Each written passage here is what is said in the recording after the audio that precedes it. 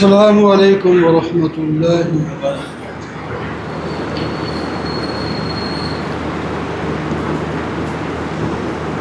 الحمد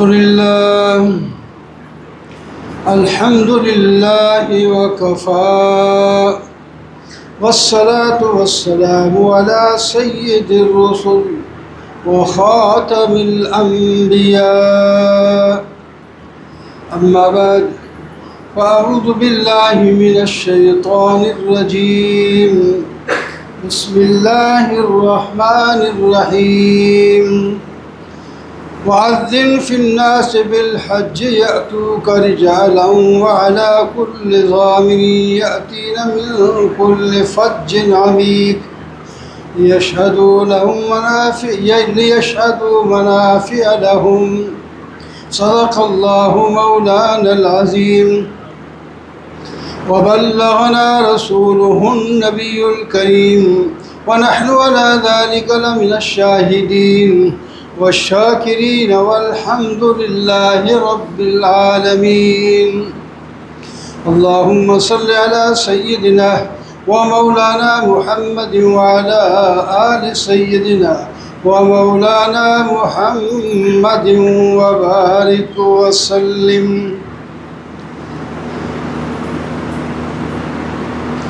طوفان نوح کے بعد جب بیت اللہ شہید ہو گیا تھا تو دوبارہ اس کو سیدنا ابراہیم علی نبینا علیہ التسلیم نے تعمیر کیا۔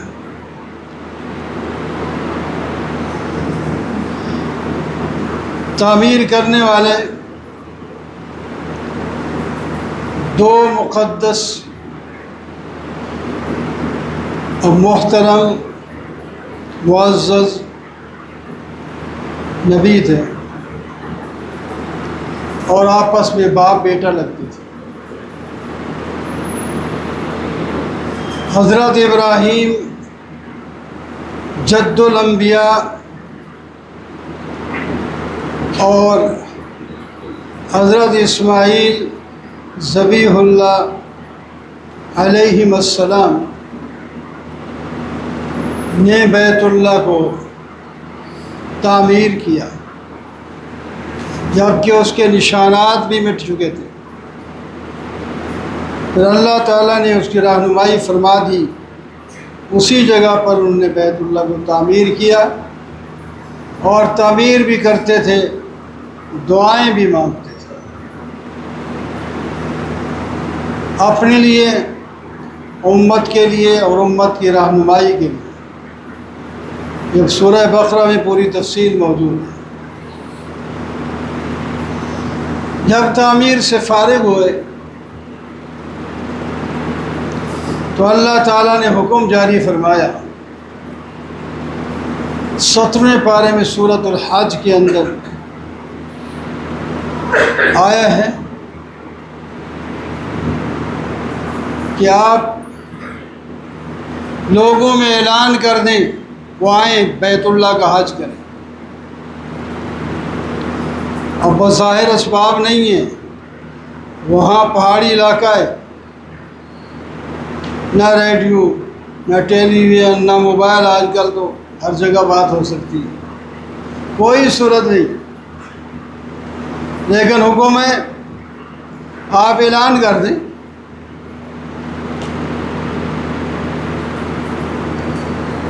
آپ کی آواز کو تمام لوگوں تک میں پہنچا دوں، جو وجود میں آ چکے ہیں وہ بھی سنیں گے، جو ابھی وجود میں نہیں آئے ان کی روحیں سنیں گے، اور جو لبیک کہے گا وہ ضرور حاضری بھی دے گا۔ جب اپنے وقت سے آئے گا اور ضرور بیت اللہ کی حاضری دے گا۔ جس نے جتنے بار لبیک کہا اتنے بار اللہ تعالیٰ اس کو حاضری کی توفیق دیتا ہے۔ وَأَذِّن فِي النَّاسِ بِالْحَجِّ، لوگوں کو اعلان کر دیں حج کا، یاتو کا رجالم وعلی کل ضامر، لوگ حج کرنے آئیں گے، کچھ پیدل آئیں گے، کچھ سواریوں پہ بیٹھ کر آئیں گے، اور سواریاں اس وقت بڑی سے بڑی سواری اونٹتا،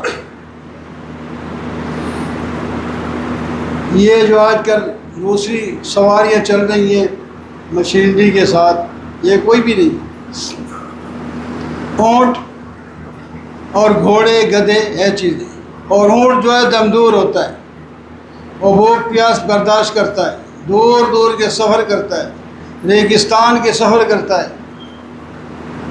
سڑک پہ ہو، پتھر پہ ہو، ریت پہ ہو، بڑے خوشی سے وہ چلتا ہے۔ اس واسطے دو نام لیے، لوگ آئیں گے رجالن پیدل، جو قریب ہیں تو وہ تو ٹھیک ہے پیدل آئے، کچھ لوگ دور دور سے بھی پیدل آئیں گے، بہت دور سے آئیں گے پیدل آئیں۔ آج بھی کوئی نہ کوئی کہتا ہے پیدل حج کروں گا، یہ اپنی ایک خوشی، ورنہ ضرورت نہیں ہے اس کی پیدل حج کرنے، جب سواری ہیں استعمال کرو، جلدی جا کے حج کرو واپس آؤ۔ تو فرمایا آئیں گے لوگ پیدل اور سواریوں پر بیٹھ کے آئیں گے، سواریاں سفر کر کر کر کر کے وہ پیاس برداشت کر کے کمزور ہو جائیں گی، لیکن آئیں گے، اور گیلا شکوہ کسی کو نہیں ہوگا، جو آئے گا ایک جذبے کے ساتھ آئے گا، ایک محبت کے ساتھ آئے گا، ایک پیار کے ساتھ آئے گا، وہ اپنی تکلیفوں کو نہیں یاد کرے گا، وہ اللہ کی نعمتوں کا شکر کرے گا، اللہ نے مجھے بلایا ہے، اپنے گھر میں لے آیا ہے۔ خدا ایسے ہیں جو اصل اخلاص کے ساتھ حج کرتے ہیں۔ کچھ حاجی آ کر ساری تکلیفیں جو ہوتی ہیں وہی بیان کرتے ہیں، کچھ لوگ نہیں بیان کرتے حج، وہ خوشیوں کا اظہار کرتے ہیں، آسانیوں کا جو ہیں وہ اس کا ذکر کرتے ہیں، تکلیفوں اور پریشانیوں کا ذکر نہیں کرتے، حالانکہ پریشانیاں تکلیفیں آتی ہیں، اس کے ذکر کرنے کی ضرورت ہی نہیں ہے۔ تو میرے دوستو اللہ تعالیٰ نے فرمایا آپ اعلان کریں لوگ آئیں گے حج کو۔ اب اتنے زیادہ چونکہ سواریاں تیز رفتار مل گئیں تو 30-40 لاکھ ایک سال جو ہے وہ حج صرف کرتے ہیں، عمرے تو پھر سارا سال ہی لگا رہتے ہیں۔ اس سال ہی میرے خیال ہے 40 لاکھ کے قریب ہوں گے جو حج کرنے کے لیے گئے، اور وہاں انتظام بھی ہو جاتے ہیں، سارا کچھ ہوتا ہے۔ لیشہدوا منافع لہم، کیوں آئیں گے؟ اتنا دور سفر کر کے کیوں آئیں گے؟ نفع اٹھانے آئیں گے۔ نفع کیا؟ تجارت کر جائیں گے، سونا خرید جائیں گے۔ او بھائی، ایک نماز کا ثواب وہاں مسجد حرام میں لاکھ نماز کا ثواب ملتا ہے۔ یہ منافع نہیں ہے،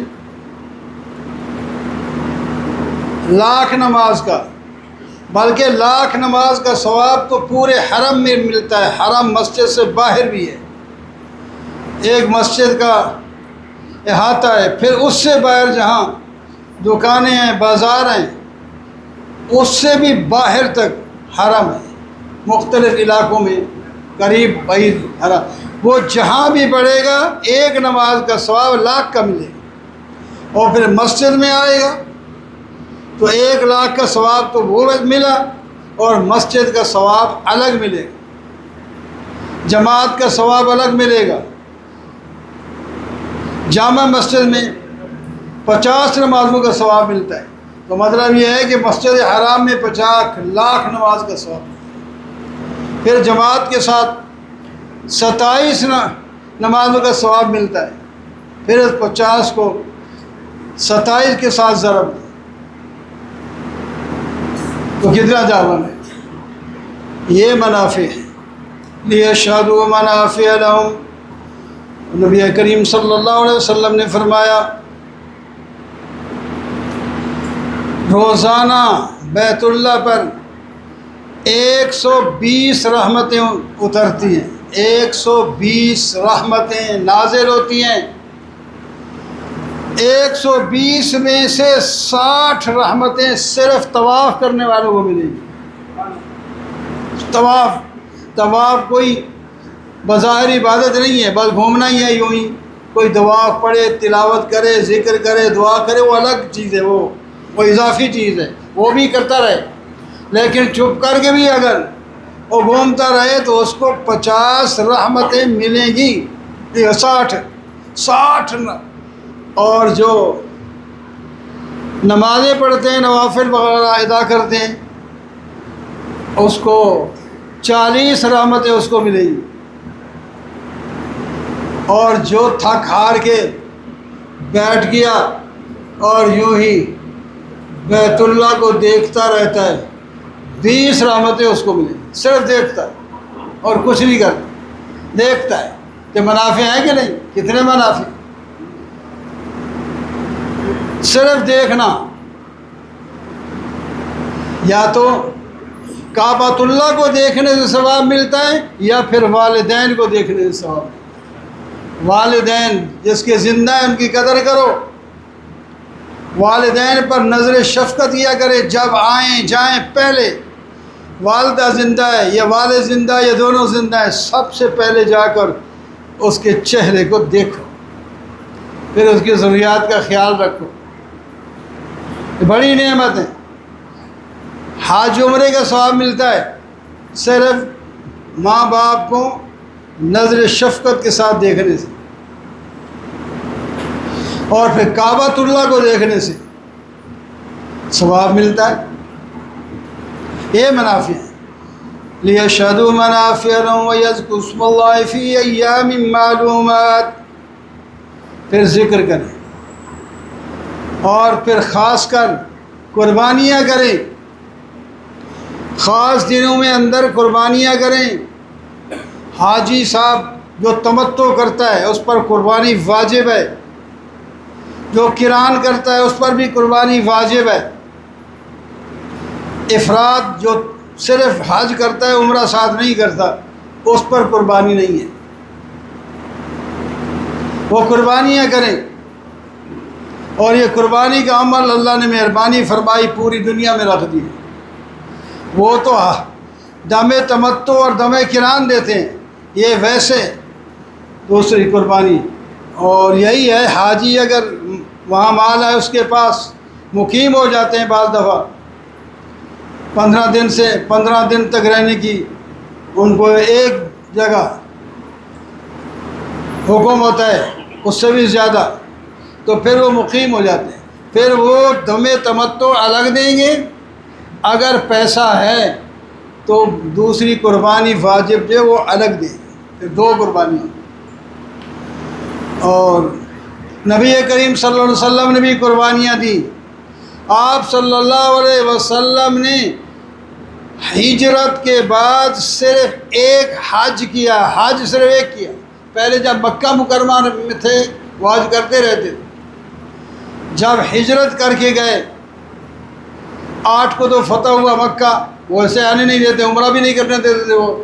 جب مکہ فتح ہو گیا اس کے بعد، بلکہ اسی سال حج کا آگے موسم آیا، ایک صحابی کو آپ صلی اللہ علیہ وسلم نے قائد بنا کر بھیجا، انہوں نے حج کروایا۔ اگلے سال صدیق اکبر کو امام حج بنا کر بھیجا، انہوں نے حج کروایا، اور 10ویں سال پھر خود تشریف لائے۔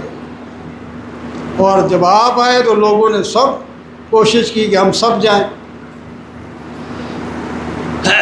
تو آپ صلی اللہ علیہ وسلم نے 100 اونٹ ذبح کیے، واجب ایک ہے، اونٹ 100 ذبح کر کے ان لوگوں کا قیامت تک کے لیے منہ بند کر دیا جو کہتے ہیں قربانی ہے تو ویسے ہی ضائع کرنا ہے، جانوروں کو، مال کو ضائع کرنا ہے۔ حالانکہ اتنی قربانیاں ہوتی ہیں تو بہت سے لوگ کہتے ہیں یار ہمیں تو گوشت ملا ہی نہیں، تو ضائع نہیں ہوتا۔ 100 اونٹ آپ نے قربان کی، اور ایسا ریکارڈ کہ آج تک کسی نے 100 اونٹ قربان نہیں کیا، آپ نے کیا، صرف آپ نے، اور اپنے ہاتھوں سے قربانی کی، حضرت علی اور آپ نے۔ کچھ اونٹ زیادہ آپ نے اپنے ہاتھ سے اکیلے ذبح کیا، کچھ حضرت علی نے اکیلے ذبح کیے، اور کچھ دونوں نے مل کر ذبح کیے تو 100 بنے۔ اور مشکل نہیں تھا، آج کل تو یہ اونٹ ذبح کرتے ہیں باندھ باندھ کے زنجیروں میں۔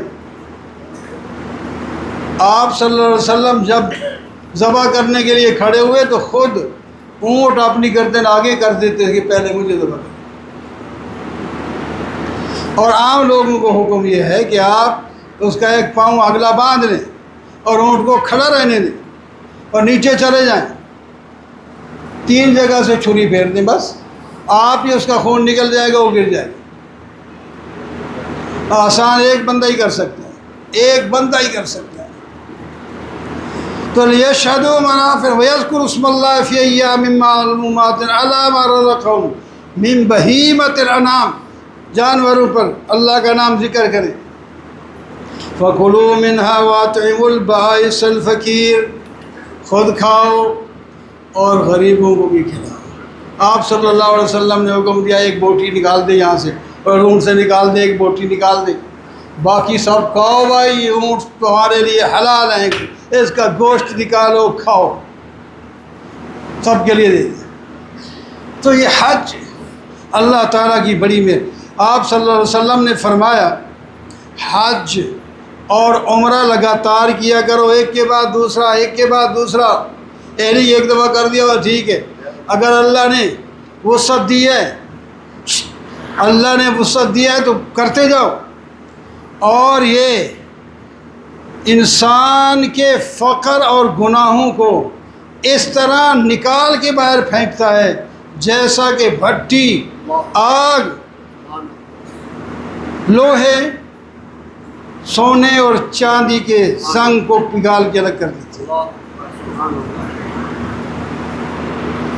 یہ فضول نہیں کام، یہ اہم کام ہے۔